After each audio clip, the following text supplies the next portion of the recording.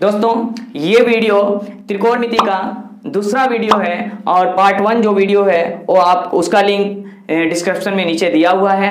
आप उसको वहां से पहले वॉच करें, फिर उसके बाद इसको समझें, तब समझ में आएगा।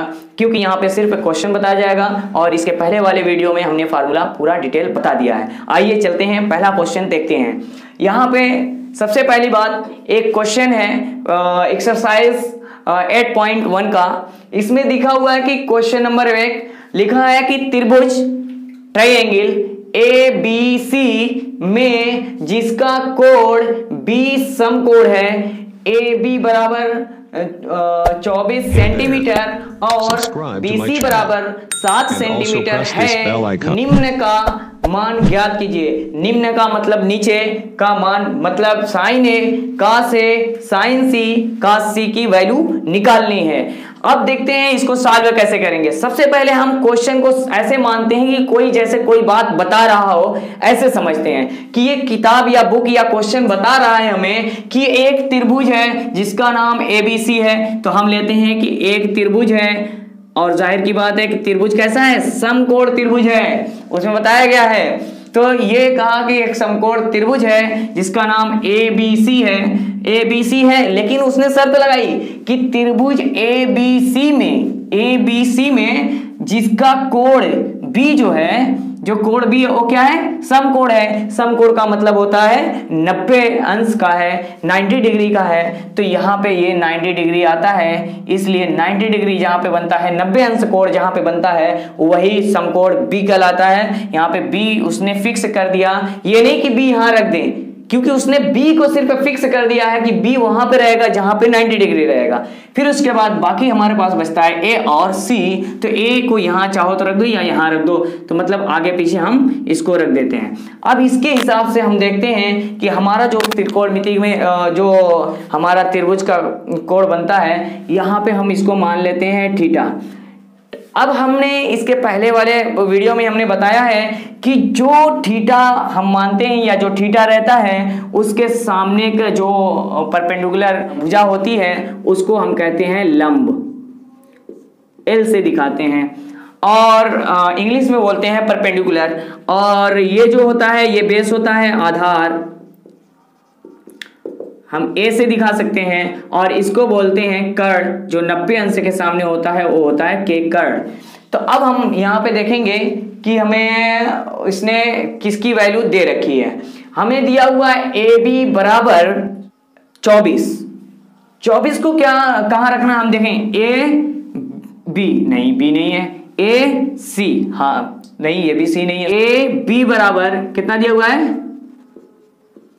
24, मतलब L बराबर दिया हुआ है। 24 का मतलब यही हुआ कि A से लेकर के B तक की जो दूरी है वो कितनी दी हुई है, 24 सेंटीमीटर।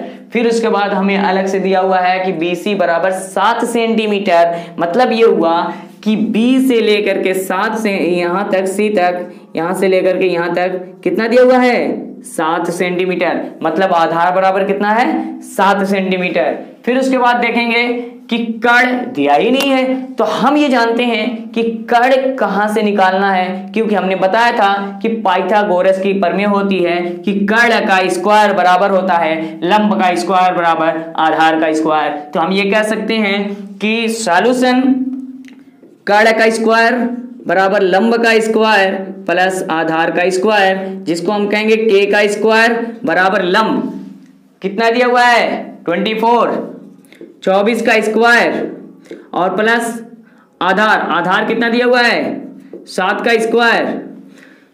तो ये हो जाएगा 24, मल्टीप्लाई कर लेते हैं अलग से करके, 16, 8, 1, 9, और ये 2 चुक्को 8, 2 दूनी 4, 6, 17 हासिल 1, 5, 576। इसका जब स्क्वायर किया तो 576, और इसका जब करेंगे 7 7 49, K का स्क्वायर, तो ये हो गया K का स्क्वायर बराबर, इसको ऐड कर देते हैं, 9 और 6 हो गया 15 हासिल 1, 7 4 11, 11 1 12 हासिल 1, इसमें एक जुड़ जाएगा, ये हो जाएगा 625। के का स्क्वायर हटेगा तो ये होगा रूट में 625, और के का जब ये बाहर निकलेगा तो ये 25 में होता है 625, तो इसका स्क्वायर वर्ग होता है, बाहर निकलेगा 25 हो जाएगा। तो हमें मिल जाता है के की वैल्यू 25। फिर उसके बाद हमें निकालना है साइन की वैल्यू। आइए देखते हैं कि हमें निकालना है sign A cos A, sign C cos सी। हम इस बात पे ध्यान देंगे कि अगर मान लो कि साइन ए निकालना है, सबसे पहले देखेंगे कि साइन ए का फार्मूला क्या होता है कि लंब बटे में कर्ण, हम लिखेंगे लंब बटे में कर्ण, और एल की वैल्यू लंब कैसे मिलेगा। बहुत लोग यहाँ पे गलती करते हैं, बहुत ध्यान देना कि यहाँ पे साइन के बाद ए लगा हुआ है। ए का मतलब ये हुआ कि थीटा हमारी नजर में यहाँ पे ये है, और इसलिए थीटा इसकी वजह से इसके सामने का जो होता है, जो थीटा के सामने का, वही परपेंडिकुलर कहलाता है, वही लंब कहलाता है। तो यहाँ पे इसकी नजर में ए के हिसाब से ये हमारा लंब हो गया 7, और बटे में कर्ण जो है, कर्ण 90 डिग्री के सामने होता है, कोई भी हो, ए हो या सी हो, 90 डिग्री, तो इसका मतलब 25। अब हमारा आता है कॉस ए, मतलब ये हो गया कॉस ए बराबर, फार्मूला होता है आधार बटे में कर्ण, आधार बटे में कर्ण। अब आधार कॉस ए का ध्यान दें, ए हमारा थीटा है, एंगल है, ए के सामने जो है ये होता है हमारा लंब। इसके हिसाब से ये नहीं देखना कि यहाँ पे आधार लिखा हुआ है, ये हमने पहले के लिए बताया हुआ है, अभी हम समझाएंगे आपको। अच्छा, ए के हिसाब से ये एंगल है और ये आधार, ये दूसरा ए है और ये दूसरा, ठीक है। तो इसका मतलब इसके सामने जो है ये लंब हुआ, तो जो बच गया वो क्या हो गया, आधार हो गया, क्योंकि ये तो इसके सामने वाला कर्ण फिक्स है और इसके सामने वाला लंब फिक्स है। जो तीसरा बच गया वो क्या हो गया, आधार। ये लंब इसके ए के हिसाब से ये लंब हो गया और ये आधार हो गया। और हमारा कॉस ए में फार्मूला क्या है कि आधार बटे में कर्ण, हमें आधार चाहिए ए के हिसाब से, तो ए के सामने क्या है, लंब है, जो बचा वो आधार, मतलब 24, और कर्ण कितना है, 25। अब मैं यहाँ पे तुमको, आप लोगों को ये क्लियर हो जाएगा कि हमें निकालना है साइन सी और कॉस सी, क्योंकि हमने साइन ए कॉस ए निकाल लिया। अब हमें यहाँ पे क्लियर हो जाएगा कि कैसे ये बदलता है, कि हम जब निकाल रहे हैं साइन सी, तो तब भी हमारा साइन की वजह से लंब बटे में कर्ण ही होगा हमारा फार्मूला, लेकिन वैल्यू चेंज होगी। देखो कैसे, क्योंकि साइन सी है, अब हमारा एंगल ये सी है, ये थीटा है, इसके सामने का लंब हमारे लिए, इसके लिए क्या है, इसके सामने का लंब है, तो लंब हमारा क्या हो गया यहाँ पे 24, और बटे में कर्ण है तो 25 है ही। अब यहाँ पे कॉस सी में फार्मूला होता है आधार बटे में कर्ण तो हमारा 25 है, सबके लिए कर्ण 25 होता है, ठीक है। लेकिन सी के सामने हमारा क्या है, लंब है, और हमें क्या चाहिए, आधार चाहिए, तो सी के सामने लंब है, आधार जो नीचे वाला है, मतलब 7। ये हमारा उसका आंसर है, ये फुल सॉल्यूशन है इसका। आइए दोस्तों दूसरा क्वेश्चन देखते हैं। 8.1 ये हमारा त्रिकोणमिति का चौथा क्वेश्चन है। इसमें चलते हैं कि यदि, क्वेश्चन में लिखा हुआ है कि यदि अगर 15 काट ए बराबर 8 हो तो साइन ए और सेक ए का मान ज्ञात कीजिए। बिल्कुल सिंपल, एकदम घबराने की जरूरत नहीं। देखें कि कुछ करना नहीं, हमें ध्यान देना, बस एक त्रिभुज बना लेते हैं हेल्प के लिए, ऐसे ही। अब इसका नाम अभी दे देंगे।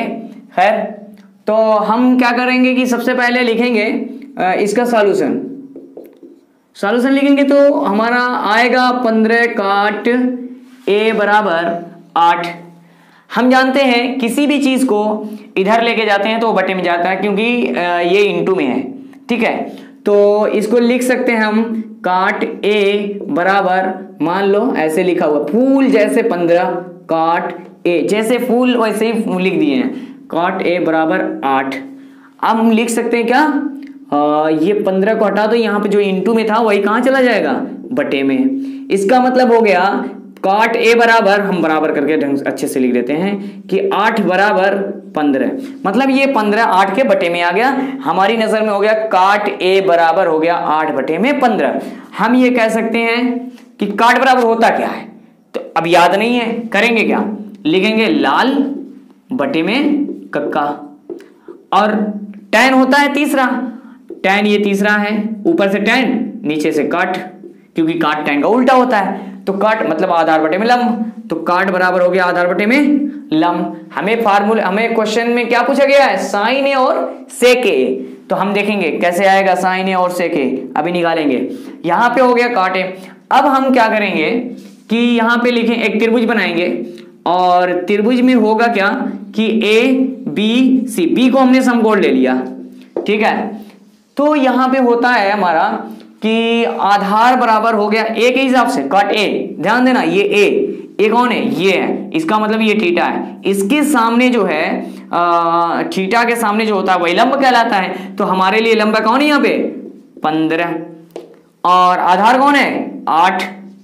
ये नहीं हो सकता क्योंकि ये 90 डिग्री के मतलब 90 अंश के बिल्कुल सामने है वो कर्ण। तो यहां पे क्या है कि हम देखेंगे कि लंब के सामने 15 को लिख दिए और आधार हमारा 8 हो गया। कैसे हुआ अभी हमने बता दिया।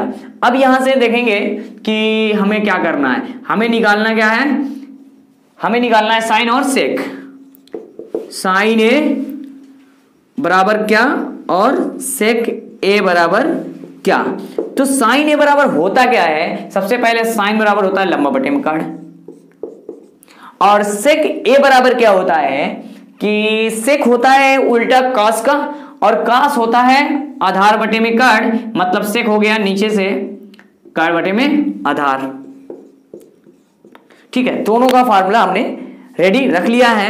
अब इसमें सिर्फ रखना रहेगा। अब हमारा मसला यहां पे फंसता है कि हमारे पास लंब या आधार तो है लेकिन कर्ण नहीं है। तो हम देखेंगे इसको कि आखिर अब कर्ण कैसे आएगा। तो कर्ण के लिए हम फार्मूला हम बता चुके हैं कि पाइथागोरस प्रमेय के हिसाब से कि k का स्क्वायर कर्ण का स्क्वायर बराबर होता है लंब का स्क्वायर प्लस आधार का स्क्वायर, और कर्ण का स्क्वायर बराबर लंब का हो गया, मान लो कि इधर से अगर देखते हैं तो लंब हो गया 15 का स्क्वायर और आधार का हो गया हमारा 8 का स्क्वायर।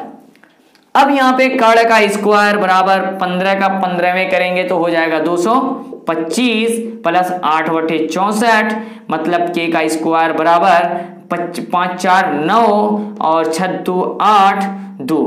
यहां से आइए हमारा k का स्क्वायर बराबर, इसको ऐड करेंगे 5 4 9 6 2 8 2, और ये होता है k का स्क्वायर जब हटाएंगे तो ये आ जाएगा अंडर रूट और रूट से बाहर निकलेगा तो हो जाएगा 17।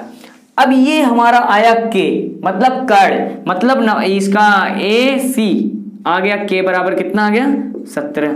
अब 17, अब यहां पे हमारा उसका सॉल्यूशन मिल गया कि हमारा साइन ए है, ए के सामने हमारा आता है 15 हमारा क्या होगा, जो थीटा के सामने आता है वो लंब होता है और ये इसके सामने का कर्ण होता है, जो बचता है वो क्या होता है आधार। तो इसका मतलब हो गया कि साइन ए के सामने आधार, ए के सामने लंब का मतलब ये 15 और लंब रखना है हमें 15, और के कर्ण 17, और यहाँ पे देखेंगे कर्ण यहाँ पे 17 और आधार सेक ए का मतलब यही इसके सामने का ये लंब होता है। तो हमारे पास जो बच गया वो आधार, तो आधार ए बराबर हो गया 8। ये हमारा इसका सॉल्यूशन इसका यही